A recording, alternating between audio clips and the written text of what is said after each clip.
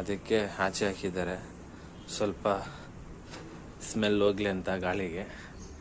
ಈ ಸೀರೆಗಳಲ್ಲಿ ಏನು ವಿಶೇಷ ಅಂತಂದರೆ 2 ಸೀರೆ ಇದೆ.